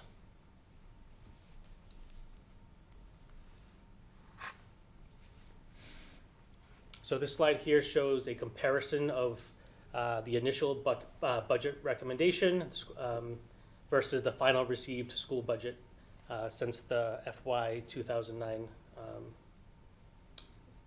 The highlights here being the consistency and the predictability, again labeled in green here, that was afforded to us during the post-override years, FY 23, FY 24. Again, having that known 4.75, that predictability and consistency really afforded us to do some real thoughtful planning around how those percentage increases were used for the budget. So what this data allows us to do is look at the percentage increases over these periods to find some trends in budget growth. Over the course of the 25-year period, the school department has averaged an annual increase of 5.08%. Over the most recent 10 years, the school department has averaged a 4.83% annual increase, and this 10-year average includes both operational overrides from 2015 and 2022. And over the most recent 5 years, the school department has averaged a 5.36% increase, again including the increase from the FY 22 override and the steady 4.75% increase in subsequent years.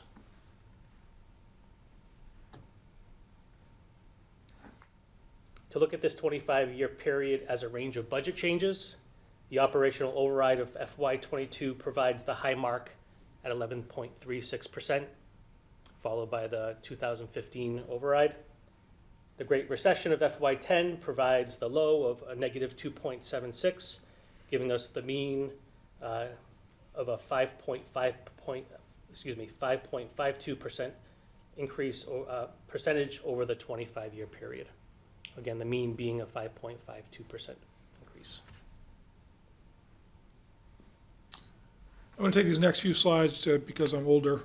I was living through some of this, but it's really an interesting story because looking at this graph, and I know the numbers are small on the screen, but the numbers aren't as important as the trends.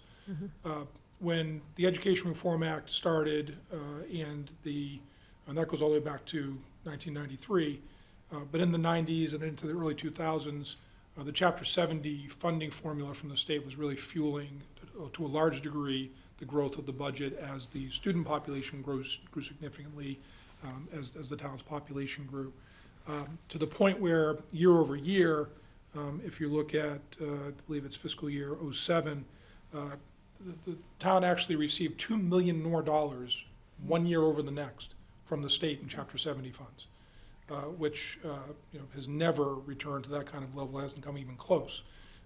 Right about the time of the Great Recession, a decision had been made at the state level to redo the formula to bring a community's wealth factor into play, both their property wealth as a community as well as their income wealth. And there's a big formula about how they make that determination.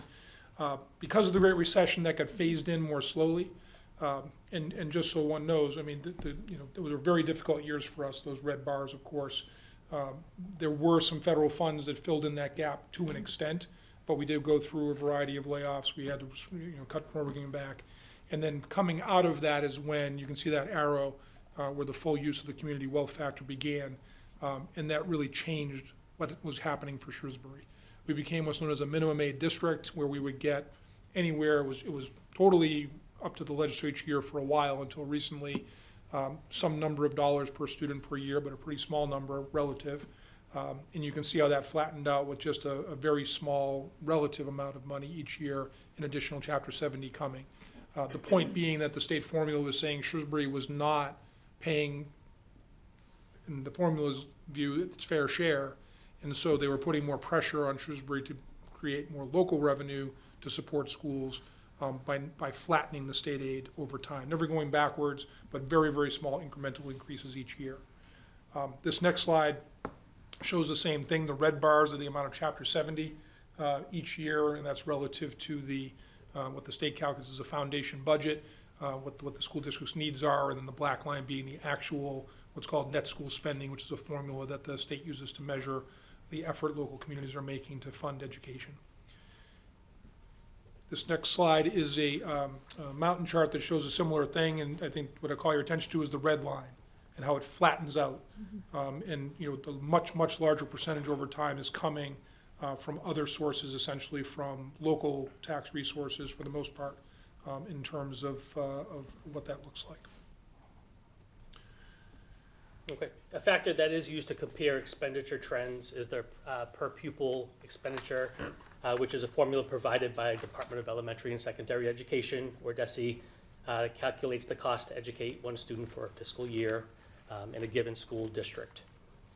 This is information that's taken off of their website, and it's current through FY22, which does lag a bit, but it does show the FY22 operational override year with our 11.36% increase and how that compares to the growth across the state.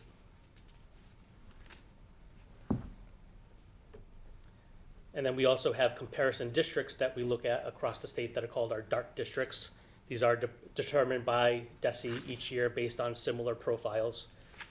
Again, the total per pupil cost for Shrewsbury in FY22, which includes the override increase, was $16,562. You can see that Shrewsbury was the third lowest compared to recent DART districts.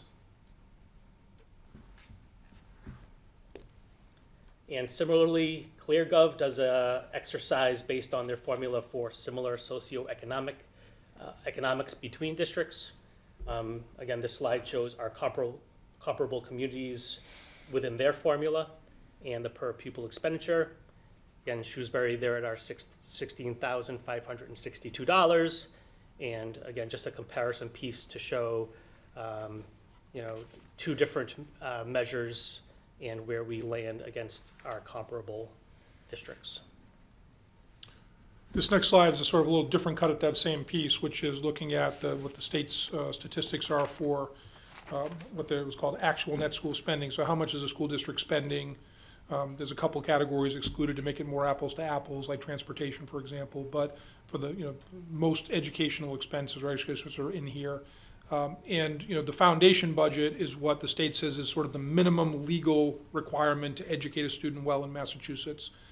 That's what every community must reach its foundation budget. Most communities that are similar to Shrewsbury socioeconomically spend well above the minimum foundation budget. And this chart shows how much above for those peer districts that other groups have identified. And you can see the gold bar is Shrewsbury. We're spending about 30% above the minimum, whereas the median's about 144%, I think, and the mean similar, about 145%. So we're about 15% behind the median in terms of our comparable districts, and many spending significantly beyond that. So while certainly we're doing more than the minimum, we are still very cost efficient compared to our peers across the Commonwealth. This next shows that same statistic, but just for Shrewsbury, but over time, going back to all the way to FY 2000. And you can see that similar trend where we were spending pretty consistently at about 115%. And at that point, we remained in one of the lowest categories, lowest 10% or so typically of per pupil expenditure for the state. It really dipped through that Great Recession, started to move up a little bit. The first override brought us up for the first time, up closer to that 130% mark.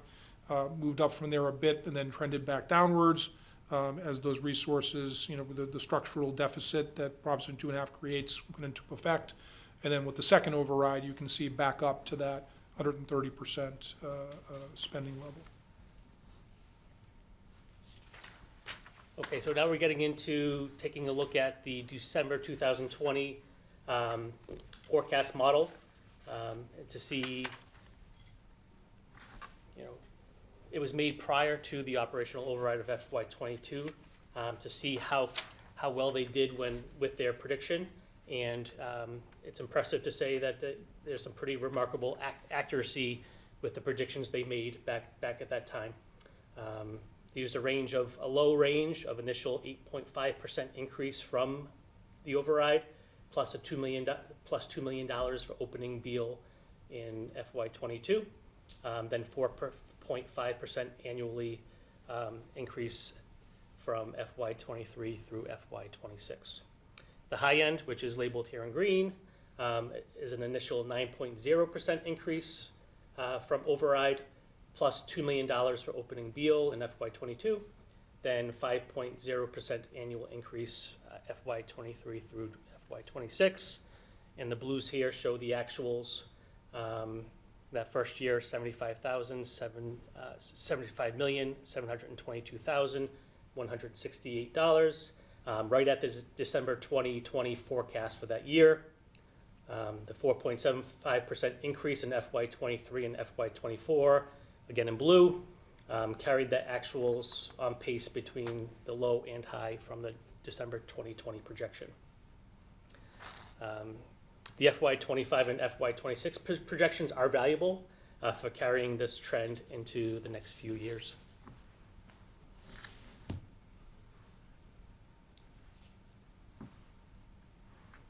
So this graph kind of blends two systems of thought. One is the December 2020 projection, and then what it carries forward is the agreement between yourselves and the select board around the 4.25% up to 4.75%, and that's showing projections for FY25 and FY26.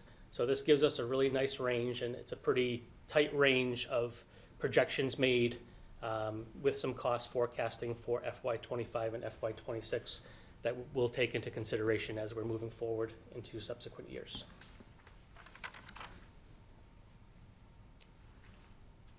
So this language here was taken directly from the 2020 projection and is presented again because all three of these points still hold true. Our projections will use the past to inform the future. Our projections factor in known and upcoming major costs or expectations. And our projections plan for the achievement of our strategic priorities, which were approved last spring and run from 2023 through 2027. It does not plan for annual degradation, nor the elimination of programs or educational supports. And again, this slide just speaks again to the agreement made between school department and the select board. The following slide shows a 5-year projection model, illustrates the growth of the school department appropriated budget from FY25 through FY29 as follows. It'll show a 4.25% increase each year at the low end. It'll show a 4.75% increase on the higher end.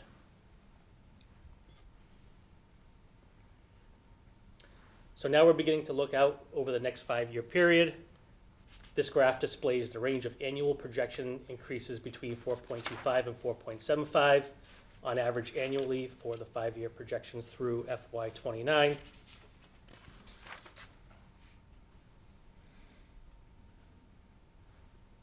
So, that previous slide, of course, is a mathematical exercise. That could be the low end under the agreement or the high end of the agreement. Where do the numbers end up? And, when you start to get bigger numbers, annual increases start to get even bigger numbers, right?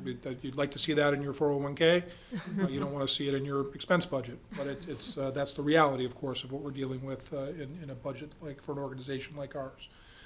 This next slide, and I know it's small, you may be able to see it if it's blown up on television a bit, but this is the 5-year projection that Mr. Girardi provided based on, working with, the historicals, but also kind of some of our conditions. And we'll talk in a moment about what some of these, things were that went into factoring not just a straight mathematical formula, but, based on some of the things we've been having to do over the last several years, not as big as opening Beal School, right? That wouldn't be fair to average that in, because that's a once in a very long time kind of big increase when you're opening a brand new school and adding a lot of staff. But more on a regular basis, what we're seeing as far as needs. The next slide, you can see this in bar graph form, where you can see the mathematical kind of 4.25% increase in the light blue, and the orange would be the 4.75% increase. The darker blue is what this projection is based on, sort of some needs, right? So we're making some assumed trends about what our needs have been. And it's really pretty consistent with what was predicted back in 2020 in terms of what we need to move forward, and maybe to add some things that are necessary. And you can see pretty consistent with that model. What went into this projection? These assumptions. It presumes that 4.75% maximum cap, because that's what we're working with. That's part of the agreement for FY25. It's really, really important to note that this projection as an exercise does not try to predict or reflect any future collective bargaining agreements. It would be inappropriate and impossible to do that. So, in terms of staffing, which is the vast majority of our budget, we're using some recent year trends as to what the overall cost of living increase plus step increases for experience, but also, what are some additional staffing needs we've been filling over the past years in terms of additional positions needed, and trying to build that into the assumption. It's also important to note there's no additional funds for strategic priorities built into this model. It isn't as if, well, we're going to put in a few $100,000 in FY26 for something and maybe a few $100,000 more or something, and those are not there. This is about sort of a needs-based budget based on trends we've seen. Other assumptions we made, again, it's sort of based on history, not the potential need for mandated services. That's going to shift and change year over year. It does contain an assumption for 4 additional FTE in FY25 around positions connected to mandated services like English language education or special education and student services. We assume 4 in 25 and then 3 more, an average of 3 every year beyond that. As far as paraprofessional staffing for complex students, we added the funding that's right now paid out of the ESSER 3 grant for literacy tutors into next year's budget as an addition, and then an average of 3 FTE positions a year going forward for the next 4 years after that, again, based on some historicals we've seen. We have a growing need around information technology. We factored in 1 additional position next year and 1 the year after that, and to try to show that we see some need for growth there in order to make those systems work, and they're critical systems for us, as you know. Some additional assumptions. Our in-district transportation contract is in effect at 6% annually through FY28. FY25 reflects an addition of $175,000 for the late bus cost from grant and additional homeless transportation costs. In-district transportation for FY26 assumes moving 2 buses from revolving account to the appropriated budget, and a reduction of 1 vocational bus as the numbers at Assabet continue to trend down. Special education transportation currently is out to bid through our collaborative. Initial estimated increases in FY25 and future years may change based on bids. Some good news there is, I'm attending a meeting tomorrow. We started with 1 bid. We now have 3 bids that we'll be taking a look at. That'll be interesting and exciting to see where that's trending. I hope it's interesting and exciting in the right way. In the right way, right. Special education out-of-district tuitions. Projected 5% increases year over year based on historical increases to appropriated budget portion of funding. That is a net of circuit breaker reimbursement funding. This is a volatile area. It'll be good to monitor these trends over time, especially with state reimbursement, program costs, and student needs. Vocational tuition significantly reduced in FY25 and FY26 due to Assabet admissions change, then they stabilize. So if you look at that 5-year projection, you see those percentages go down pretty significantly over the next 2 years, and then they begin to stabilize.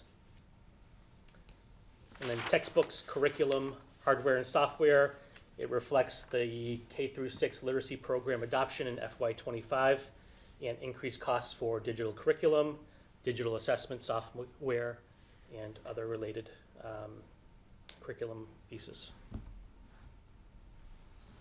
So to wrap up, a couple of key points. Just reminding everyone, this is an estimate. It's a projection. It's an exercise. This is not, there's various assumptions. You can make different assumptions and get different numbers, but we think these are based on trends that we've seen and are pretty consistent with the last 5-year projection that was done back in 2020. I also want to note, I'll be making a recommendation for the fiscal year 25, I should say 25 budget, my apologies. Not 26, but I'll be making the fiscal year 2025 recommendation on February 7th to the school committee. It may not look the same as this projection, because this is a projection based on different things. What I can say, though, is that it will be within that 4.25% to 4.75% range, because that's the agreement we're operating under. But, different categories might have different amounts to them, and then, of course, there could be things, funded in different ways through grants and whatnot. So it's not to take this as if this is the budget, this is a projection. The last set of key points is the projections made in 2020 have been on target, with an assumption being that 4.5% yearly increases on average maintained programming. Also an assumption of 5.0% yearly increases on overage, on average maintained program, and make some strategic investments each year. It's important to state. This 5-year projection uses the December 2025-year projection model to understand the past. It uses a set of assumptions that we just spoke about to address current and evolving program needs. And it uses the 2023 to 2027 strategic plan to guide future investments. So thank you for your time this evening. I'm happy to answer any questions that you may have. Thanks. Questions, comments?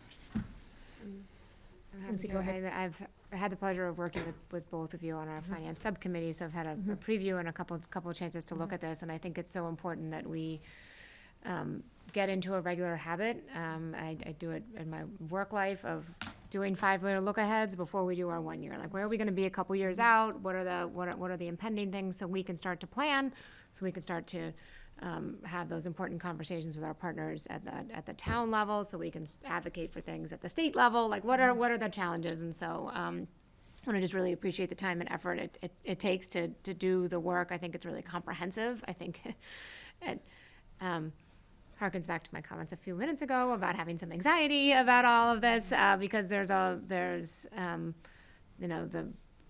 your point, Dr. Sawyer, that we like inflation in some places and not all, and the numbers are starting to get very big, and so I recognize that the town a few years ago, as Mr. Wensky said, took a really historic step forward to say, we don't just want level services, we want better services, and we want improved services. And we continue to hear that in terms of vocational programming or any other thing that folks want to see for their own children and for our community to continue to be attractive. And the challenge, of course, is those things cost real dollars, and those dollars for the people that do them, they go up every year at rates that aren't quite as sustainable as we might like them to be. So I feel like we're entering a cycle and a series of budgets that are going to be a little more tricky. And I also really hope that as a community, we went through a strategic planning process for well over a year. We heard pieces of it tonight that our middle schools are trying to invest in certain of our priorities, and they're, but this is without any investment in our strategic priorities, right? And so without doing any of those things, I just need to say that again. Like, we've decided certain things were important. All the assumption pages thereafter are good too, but there's a lot more to still be done, to kind of get to where we want to be. And I recognize that we need to be incremental in some of that growth and be really smart in some of the choices that we have to make. But I'm very glad to be taking a slightly longer frame view here. So thank you again for the efforts. John? Yeah, I just appreciate the comprehensive report here, 28 slides, but I think it's important to understand the historical context of where we were and then where we're at today and the challenges that lie ahead. But I think it goes back to my State of the District comments. You look between FY16 and FY21 after the first override, we were chipping around the edges, right, where we hit that financial cliff in FY21. And now you see the last two cycles, the level of predictability and consistency. So for those that are new to the district, I think this is just outstanding to take a look at. But for those that have been here a while, it is just, it's interesting to see how far we've come. But certainly there's challenges in every budget cycle. So yeah, appreciate the report. Thank you. Yeah, thank you. I serve with Lindsay on the financial subcommittee, so again, we've talked about this a little, but I think for me, forecasting is so important for any budget because we need to visualize and predict what we think will happen based on current trends. It's great to look at the 2020 and see that those assumptions are really holding true as we move forward. But again, this does not include any strategic investments. And if we want to move the district forward, we know we have to make investments as how we educate students change and how needs change. So I think that's part of the conversation as we move into the next budget cycle as well. But thank you, and I think we've also talked about making this an annual update where we just bring it forward 1 year at a time, whereas the base data gets a little old. So I think this is a great exercise to have every year for us as a school committee. So thank you. It was a lot of work. We know that went into this, especially in your first year. So thank you. Anything else? Nope. Great. Thank you. Thank you. Thank you. Next year, John, I'll wing it like Dr. Sawyer, slides. Just Thanks. All right. Next we have, at our meeting on the 10th, we did have our elementary school improvement plan, and it was my oversight that we did not vote on them. So we do need to vote on all school improvement plans. So if there's no questions on that, I just need a motion that we vote to approve the school improvement plans for the Major Howard W. Beale School and Calvin Coolidge School, Floral Street School, and Walter J. Patton School, and Spring Street School. So moved. Second. All those in favor, please say aye. Aye. Aye. Motion carries. Next, we have our minutes from our school committee workshop held on January 3rd and the school committee meeting held on January 10th, 2024. Any changes or corrections? Nope. So those can be marked as accepted as distributed. And we do need to go into, hold on, I gotta get to the right page. So I can read all of this.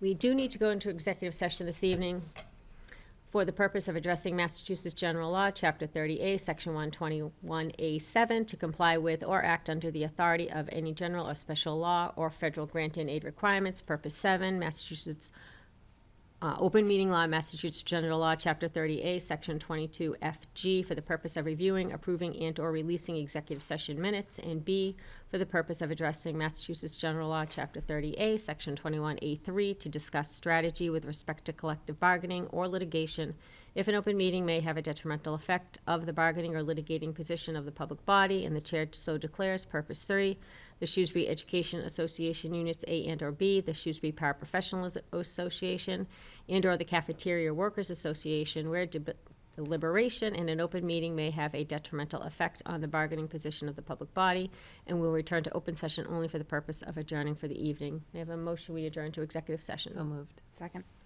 The roll call vote is required. Ms. Shreveport? Aye. Mr. Wensky? Aye. Ms. Boucher? Aye. Ms. Hefner? Aye. Myself? Aye. Thank you and good night.